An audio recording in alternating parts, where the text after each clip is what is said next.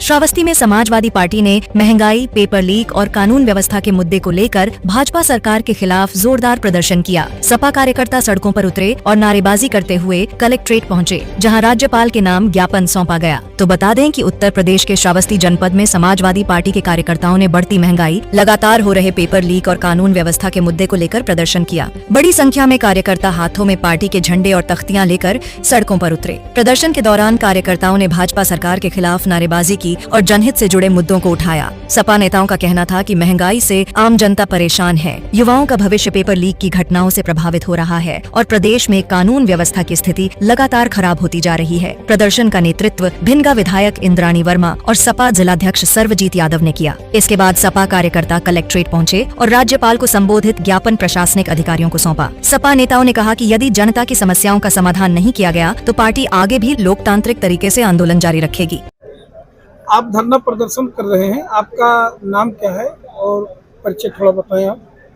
मेरा नाम जियाउर रहमान खां है, समाजवादी पार्टी के राष्ट्रीय सचिव, इस जिला के श्रावस्ती के SIR के प्रभारी बड़े भाई मसूद आलम खां के हम प्रतिनिधि के तौर पर आपके बीच में आए हुए हैं। जैसा मैं ये कहना चाहता हूँ, आपने यहाँ जो प्रदर्शन किया है, पेट्रोल डीजल महंगा, मीट पेपर जो है, खाद जो पर किसानों की लाइन है लगती है, इन सब मुद्दों को लेकर आपने एक यहाँ प्रदर्शन दिया है, क्या कहना चाहेंगे? देखिए, हमारे समाजवादी पार्टी के जिले के तमाम बड़े बड़े नेता, समाजवादी साथी और दूर दूर से आए कार्यकर्ताओं ने आज उन्हीं सब की अगुवाई में कलेक्टर जिलाधिकारी महोदय के यहाँ पहुंचकर हम लोगों ने ज्ञापन देने का काम किया है।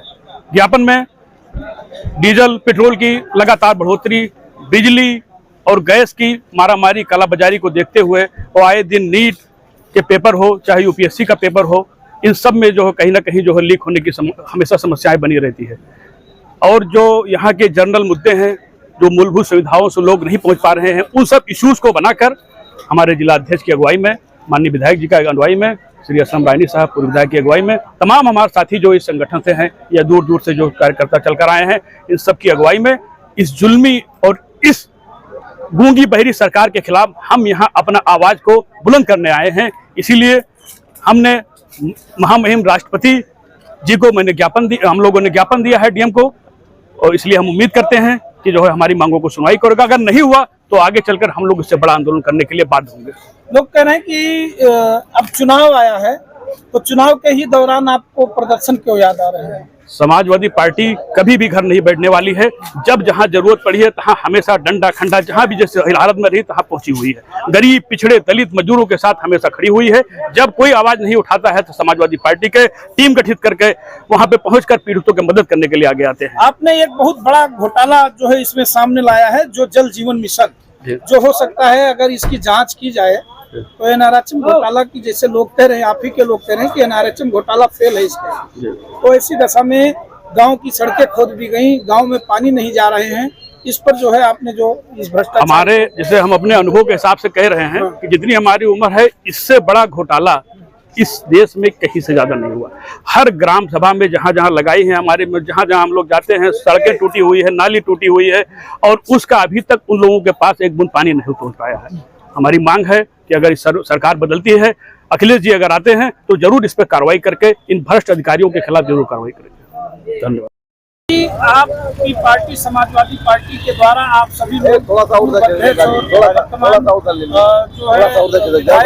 विधायक और आप जिलाध्यक्ष हैं, आपने 16 सूत्रीय मांगों को लेकर धरना प्रदर्शन और यहाँ पर जो है आंदोलन रैली निकाली है, क्या मकसद है आप लोगों का?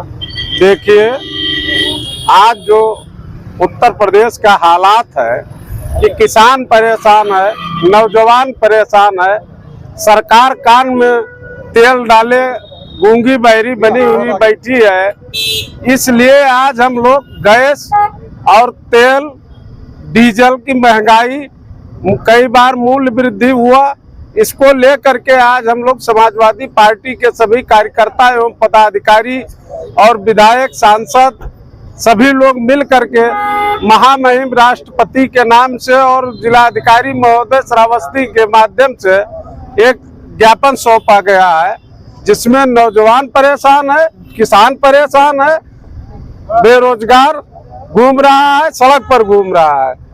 आपने इसमें डीजल, पेट्रोल और गैस महंगाई को लेकर बहुत बड़ा मुद्दा बनाया है, पेपर नीट मामले को मुद्दा बनाया है। जी, जी, कैसे जी। आप इसको देखते हैं?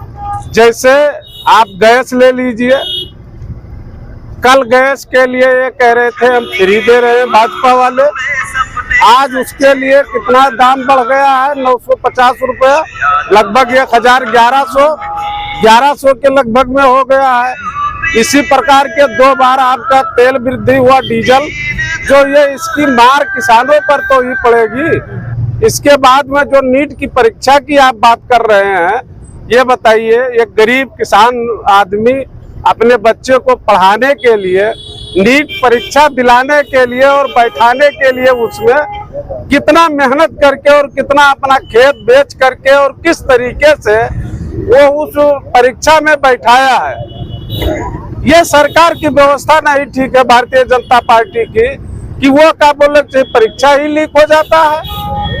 नौजवान किसान बेचारा परेशान है, कहाँ से आए और फीस जमा करे बेचारे एक बच्चे के, और उसी में बच्चे बहुत फांसी लगा लेते हैं। 69,000 भर्ती वाले पर आप चले जाइए सर। रमजान जी, आपसे हम ये जानना चाहेंगे, जो आप अपने पार्टी के साथ यहाँ हैं धरना प्रदर्शन में, किन मांगों को लेकर, जैसे 16 सूत्रीय यहाँ मांगे हैं, जिसमें आप 290 के विधायक भी रह चुके हैं, वहाँ मांग किया गया है आपके द्वारा कि किडियौना संपर्क मार्ग से मनोहरापुर होते हुए भोजपुर भिंडा संपर्क मार्ग पूरी तरह से टूटी है, मरम्मत नहीं हुआ है। इन सब मांगों को आप लोगों ने रखा है, क्या कहना चाहेंगे? ये बात सही है, जो हमारी इस वक्त मांगे हैं 16, ये बहुत ही इम्पोर्टेंट मांगे हैं। इम्पोर्टेंट। जैसे इसमें एक मुद्दा और आप लोगों ने दिया है कि जो जल जीवन मिशन है, ये पूरी तरह से महा घोटाला है। कैसे जो है इसको आप देख रहे हैं, आपकी सरकार में कैसे क्या बताएं? अब हम आपको ये बताना चाहते हैं हाँ। कि ये जो जितनी मांगे हैं और जो इसमें लिखा गया है हाँ। आदरणीय जी के हाथ से, ये सत्य है। और लेकिन ये मैं चैलेंज के साथ कहता हूँ आपसे कि अगर जिस तरीके से हम लोगों ने धरना प्रदर्शन करके ये रखा है माननीय महामहिम राष्ट्रपति जी को, तो ये हमारी मांगे पूरी होनी चाहिए। और अगर किसी वजह से नहीं पूरी होती है तो हम आपको आश्वस्त करते हैं कि हमारी सरकार आने पर ये सारी मांगे जो हम दे रहे हैं उसको हम अपने आप पूरा करेंगे। अच्छा, आपकी सरकार इसमें दिया है, तो आपकी सरकार आने पर जांच भी कराएंगे घोटाले का? घोटाले का जांच? हाँ। भाई जिसने घोटाला किया होगा उसके खिलाफ जांच होना चाहिए। ठीक है। इसमें अध्यक्ष जी, जैसा कि बोल दीजिएगा, कर्ज माफी का मुद्दा आपने सबसे बड़ा रखा है। जी हाँ, इसी में कि किसानों का कर्ज माफ हो। हाँ, होना तो क्या 2027 का जो चुनावी बिगुल आप लोगों ने बजाया है, क्या किसान कर्ज माफी पर आप लोग चुनाव लड़ेंगे कि कर्ज माफ करेंगे 2027 में? हाँ, माननीय राष्ट्रीय अध्यक्ष हमारे समाजवादी पार्टी के आदरणीय अखिलेश यादव जी जरूर ये बात रखेंगे, क्योंकि ये किसान के हित में है। ये बात किसान के कर्ज माफी, किसान के कर्ज माफी, क्योंकि कर्जा केवल किसान ही लेता है और वो जमा नहीं कर पाता है। बड़े बड़े पूंजीपतियों की तो कर्जा ये भारतीय जनता पार्टी माफ ही कर रही है। हमारी 2027 में अगर समाजवादी सरकार बनती है, आदरणीय अखिलेश यादव जी मुख्यमंत्री 27 में बनते हैं, तो बिल्कुल हम लोग कर्जा माफ करेंगे।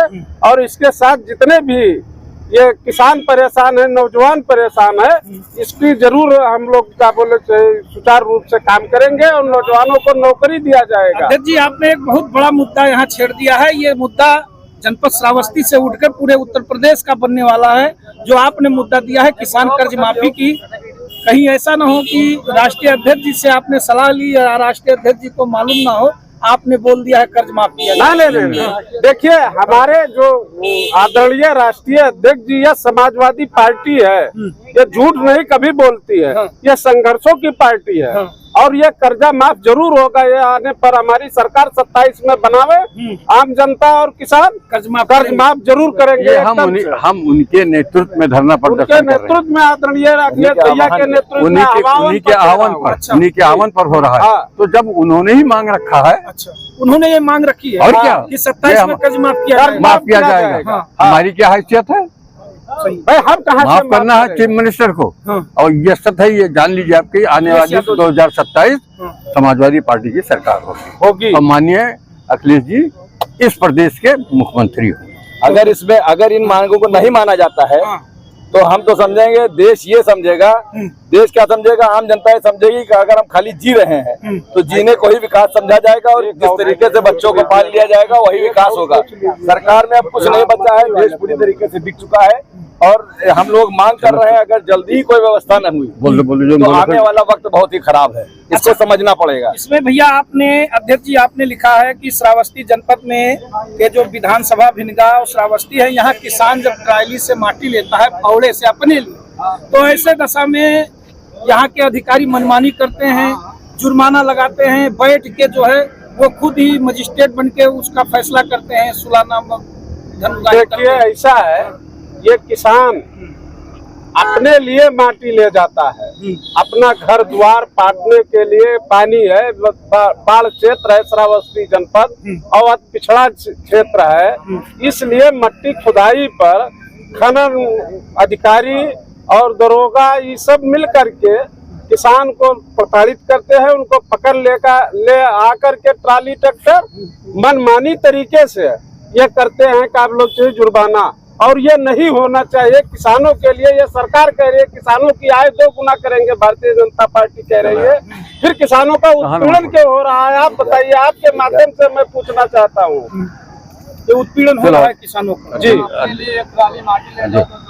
नहीं, अगर ये खेत हमारा बराबर नहीं है, कहीं गड्ढा हो गया है बरसात में, कहीं कट गया है, हम उसको बराबर, आज किसान उसको बराबर करना, अपना खेत बराबर करने के जाती है तो उसके ऊपर भी एक्शन लिया जाता है, जबरदस्ती किया जाता है, धनुगाही। अब अगर हम अपना खेत ना बराबर करेंगे कैसे होगा? बस ये हाल है कि एक लाइन में कि जबरा मारे रोए न दे।